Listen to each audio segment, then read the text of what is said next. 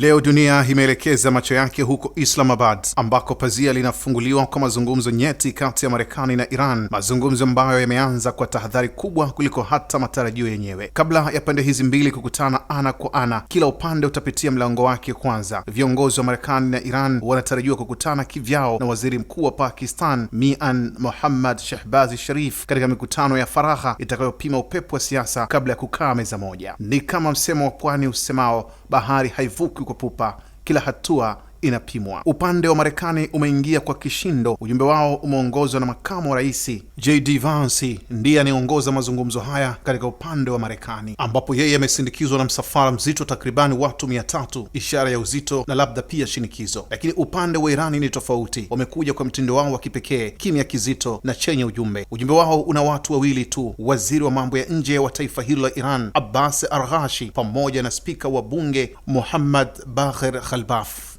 Hapo ndipo panapojidhihirisha falsafa ya Tehran, sio wingi wa watu bali ni uzito wa hoja. Mazungumzo haya yanafanyika katika ukumbi wa kifahari wa Serena Hotel huko Islamabad, mahali ambapo mara nyingi historia huandikwa kwa sauti ya chini, lakini athari yake husikika dunia nzima. Hata hivyo, safari ya Iran haikuwa ya haraka. Walichelewesha kuondoka kwa maksudi, sababu walitaka kwanza kuona vitendo, si maneno. Walisisitiza wazi mashambulizi dhidi ya Lebanon yasitishwe, haki zao za kifedha ikiwemo fedha zilizokuwa zikishikiliwa na Marekani kupitia Korea Kusini zirudishwe. Na baada masharti hayo kutimizwa, ndipo wanaume wakaianza safari wakisema, sasa tunaweza kuja mezani. Hii si mara ya kwanza kwa Irani kusimama imara. Ni ujumbe ulio wazi, hawaji kwa shinikizo, wanakuja kwa masharti. Sasa dunia inasubiri kuona, je, mikutano hii ya awali itazamu afaka au itakuwa ni mithili ya upepo wa bahari, unapuliza kwa nguvu lakini hausukumi jahazi? Kwa sasa jibu liko Islamabad na historia inaandikwa polepole. Abdullahi Mashi, Kishki TV.